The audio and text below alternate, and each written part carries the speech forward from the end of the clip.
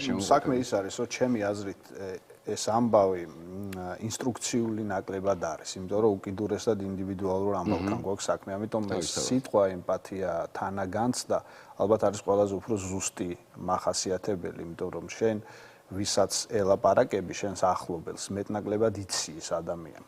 შესაბამისად, აქ ძალიან რთულია სიტყვების პოვნა წინასწარ. რაღაც პროცესის ნაწილია თითქოს, იმიტომ რომ რეალურად ერთი მხრივ, თქვათ, შენ გეუბნებიან, რომ არ, თქვათ, იყო ტიპური ჭირისუფალი, ანუ არ უთხრა რომ უიეს შენ რა გჭირს და ასე შემდეგ და შემდეგ, მეორე მხრივ გეუბნებიან, რომ არ გაამხნევო ყალბად.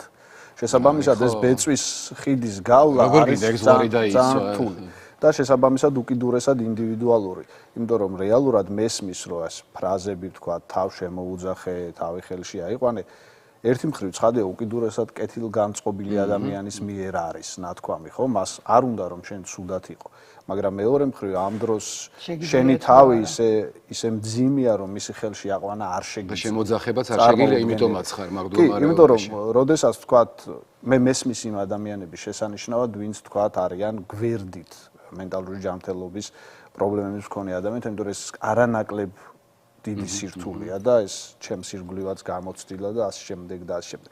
მაგრამ შეძლების დაგვარად უნდა ვეცადოთ აი ამ საკითხს საკრალური ნაწილი ჩამოვაშოროთ და განვიხილოთ როგორც ჩვეულებრივი დაავადება. ხომ არც ერთი ადამიანი მაგალითად არ ეტყვის, მიუხედავად იმისა, რომ ეს ერთი შეხედვით ეს უკიდურესად ესეთი კეთილი ამბავი იქნება ფეხმოტეხილ ადამიანს, რომ მიდი ახლა წამოხდი და გაირბინე. ხო არ ეტყვის, ხო? არ აქ რაციონალური საზღვრებია. კი, უნდა ეს კეთილი სიტყვა, ხო? მიდი წამოხდი და არ გამოდის. არის რაღაც რაც არ გამოდის. მაგრამ აუცილებლად გაივლის ხო ეტყვის. რა თქმა უნდა, ზუსტად ეს არის. ძალიან სწორად შერჩეული სიტყვები, ოღონდ დაბალანსებული. არც ისე, რომ თავზე ნაცარი წააყარო და უთხრა, რომ უიეს შენ რა გჭირს და ცრემლები დაანახო და არც ისე, რომ შენ რაღაცა ყალბი თანაგრძნობით, ისე ჟარგონით რო თქვა, რომ მიდი მოიხოდე ახლა ასე შემდეგ და არ გამოდის. ხო, ეგ არ მუშაობს. არანაირ შემთხვევაში. ამიტომ ძალიან დიდი როლი ეკისრება ახლობელს ამ თვალსაზრისით ამას ხას უსვამ, იმიტომ რომ ახლობელმა ზუსტად იცის მეორე ადამიანი, მეტნაკლებობით, ბუნებრივია, ოჯახის წევრმა, მეგობარმა, ასე შემდეგ ზუსტად იცის რა არის მისი ვთქვათ გამაღიზიანებელი ფაქტორი, რამ შეიძლება კიდევ უფრო გაუმძაფროს ეს, რაზე გადატანა ფიქრის ვთქვათ არის მნიშვნელოვანი. ყველაზე კომფორტული ვინ ან რამდენიმე ადამიანი შემორჩა ჩემს რეალობას ბოლომდე და მე მათი ძალიან მადლიერი ვარ, თუმცა საბოლოო ჯამში ალბათ განსაზღვრელი გარდა სწორი მკურნალობისა და რაღაც ტიპის მხარდაჭერისა ჩემს შემთხვევაში აღმოჩნდა რაღაც ეტაპის მერე, ოღონდ ბუნებრივია რაღაც დროს ეს შეუძლებელია, სწორი რეფლექსია და ამ რეფლექსიის კვალად სწორი გამოსავლის პოვნა. ჩემს შემთხვევაში ეს იყო ჩართულობა ცხოვრებაში.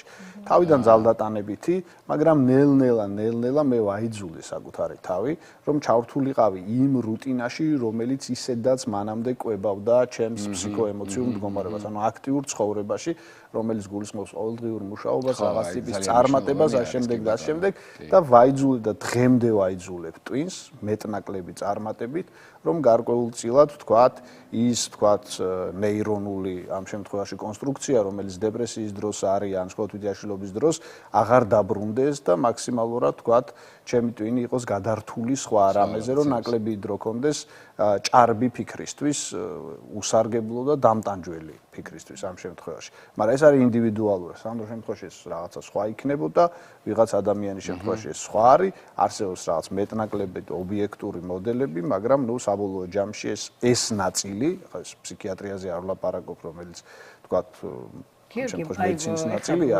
არის ინდივიდუალური. მენიშნა სიტყვა შემორჩა. შემორჩა რა? რამოდენიმე ადამიანის შემომრჩა. ეგ ცხადია, იმიტომ ძალიან რთულია გაძლება. აი ეს მაინტერესებდა, ანუ მათთვის თუ თვითონ პაციენტს ეძახით, თქვენ პაციენტი ქვია, პაციენტი.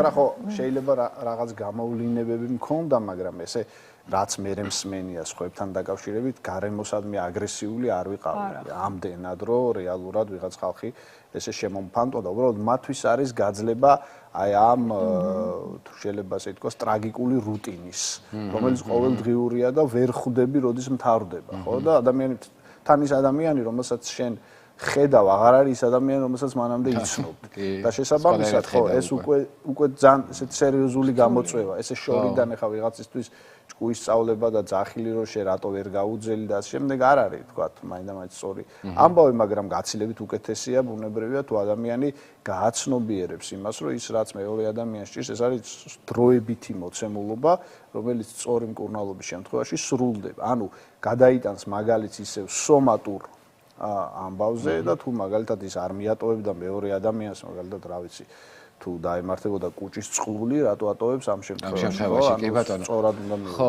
აი, სხვანაირად